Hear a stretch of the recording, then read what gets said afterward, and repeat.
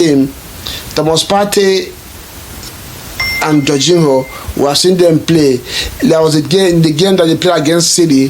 The expectation was that in the last 2 or 3 seasons, Tottenham has struggled to get a win against Arsenal. So is this a chance for Tottenham to win? And Arteta plays Kai Havertz in that midfield role. He doesn't end the game in that position. Most of the time, by second half, he moves him forward and brings somebody else in the midfield. So I expect Waneri, depending on how the game goes, to come in the second half into this one.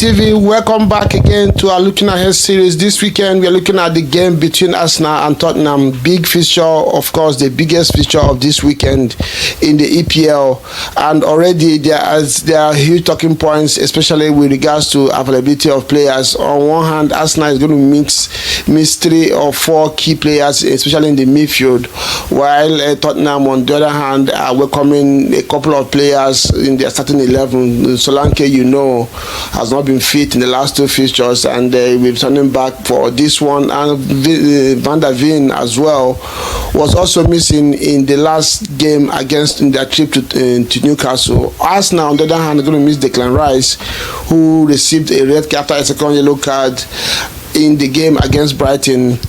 Odegaard is no longer news that he returned to London Colney on crutches yesterday from an injury, a very bad looking ankle twist that he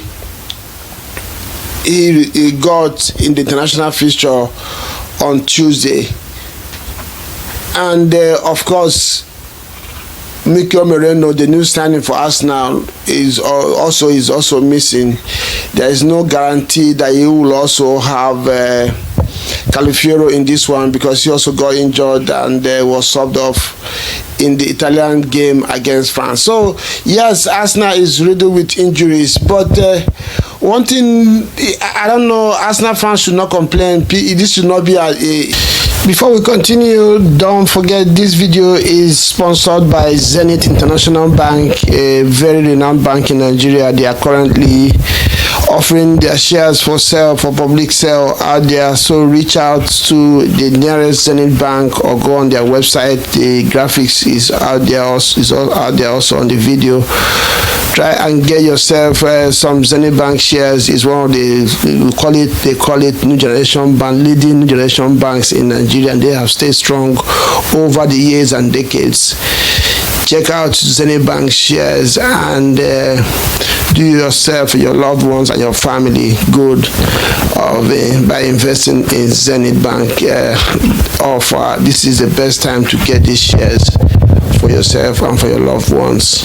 A problem, if you are going to win the league, if you think that you are good enough to win the league, you should be able to figure out how to come over challenges like this. Man City have done this over the years. You remember last season, City won the league, even not having Kevin De Bruyne for large spans of the season. Their highest goal scorer, the talisman Haaland, also missed a few weeks last season. So, and we have seen Arteta as well right through challenges like this after losing Gabriel Jesus, who was the point man for Arsenal 2 seasons ago, and last season as well. Thomas Partey, a key man in the midfield as well, has missed in fact the last 2 or 3 seasons, missed more than half of the fixture. So Arteta again is facing this strong challenge, and he has found there are options for him to right through it and still get a win in this game.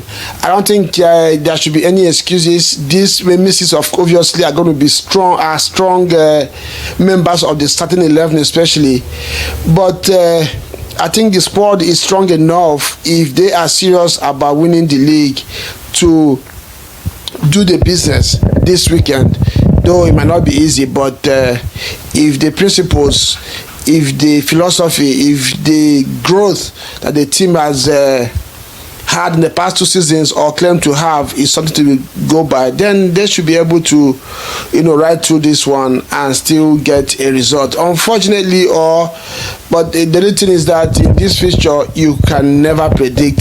It's not based on form. If you look at the form right now, Tottenham has drawn 1, lost 1, and won 1 their first 3 games of the season, which is not really a good start for them considering what the fans expect from Ange Postecoglou in his second season at the Tottenham Stadium. On the other hand, Arsenal has won 2 and drawn 1, 7 points after 3 games or first 3 games of the season. So this one is evenly poised.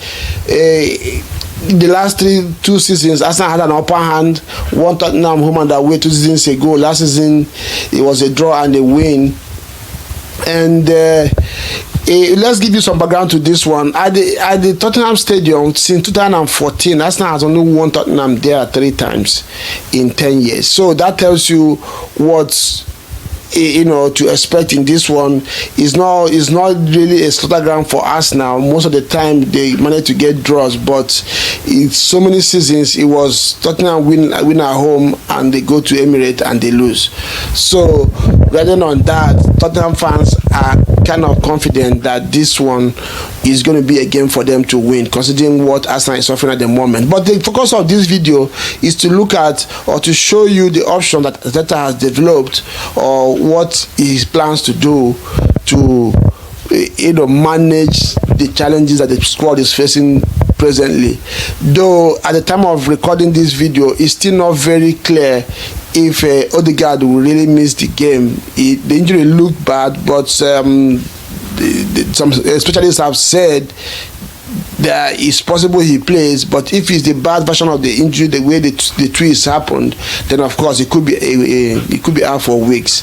Calafiori as well, we understand, is basically was a cautious sub, but we still don't have at the time of recording this video, Arteta has not done his press conference, so we don't really know if they're going to be available. But because if let's believe that these players are not going to be available, we're going to discuss and show you what Arteta intends to do or is going to do to manage these absentees.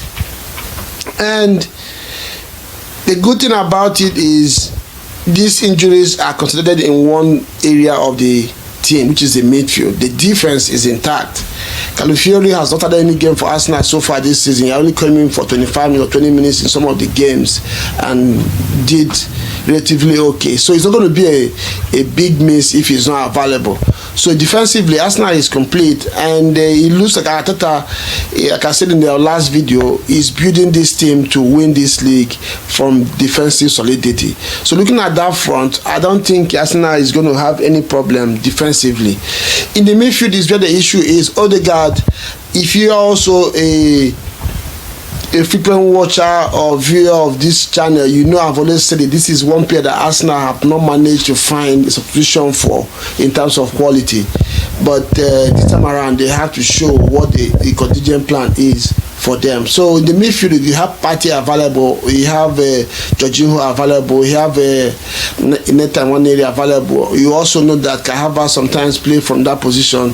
He's available as well.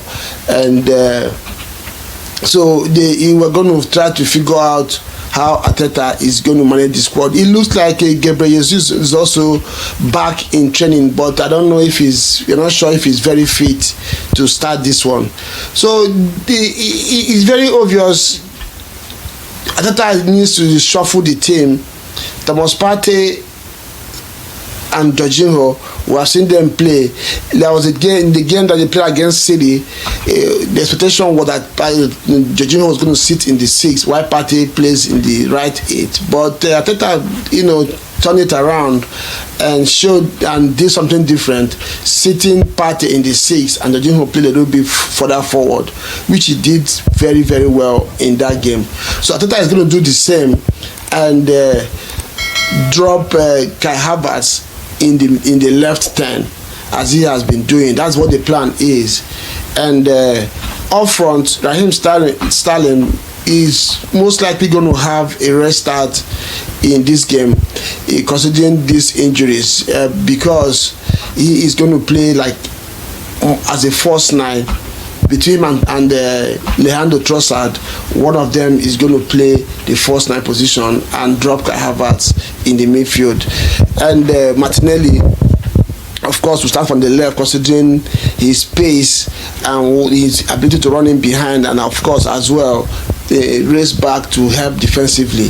We all know how Tottenham is going to set up high line and try to put as much pressure as possible on Arsenal, and this leaves gap in between behind the defenders for players like Martinelli to use their pace to hurt them, for players like Raheem Sterling, for players like Saka to run in and do damage to Tottenham. So it's going to be a very interesting one, and of course I also expect Nathan Nwaneri to have a goal in this game, because most of the time when Arteta plays Kai Havertz in that midfield role, he doesn't end the game in that position. Most of the time, by second half, he moves him forward and brings somebody else in the midfield. So I expect Nwaneri, depending on how the game goes, to come in the second half into this one to try to help Arsenal to create, depending on how they do in that department. But one thing is going to be very, very key to win this game, if Arsenal is going to win this game, is taking their chances, because you're going to have a lot of them because of the absence of Odegaard and Declan Rice in the midfield. So they have to be very clinical in this game. Saka, Martinelli, Trossard, Raheem Sterling and Kai Havertz. This is not going to be a game that you need 5 chances to score one. It's going to be a game you need half chance and you convert it. And once Arsenal can get the first goals, 1 or 2 goals in the game, then of course it makes it easier for them to handle. So I expect Raheem Sterling to have a chance in this game. Graphics coming in from Arsenal training showed a lot of intensity and emphasis on finishing for Raheem Sterling, and of course dealing with isolating defenders in the final third of Arsenal attack. So I expect him to start. That's the plan Arteta has to take care of the challenges that the squad is facing at the moment. I don't know what you think. If you're an Arsenal fan out there, what do you expect Arteta to do? What's going to be the shuffle that he's going to do in the squad to accommodate this injury? Declan Rice is not available at all. He has played in the left 8 position for Arsenal all for the first 3 games of the season, though for me he has not really done well in that position. Mikel Arteta was brought in to do that, but he's been injured even before kicking a ball in a game for Arsenal. Then Odegaard has joined now, so I expect Jorginho to have a start in this game, Partey to have a start, and Kai Havertz will drop in the left 10 and give chance to Trossard or Raheem Sterling to start in the 9 position. Martinelli will come from the left side, as his pace will be very much needed to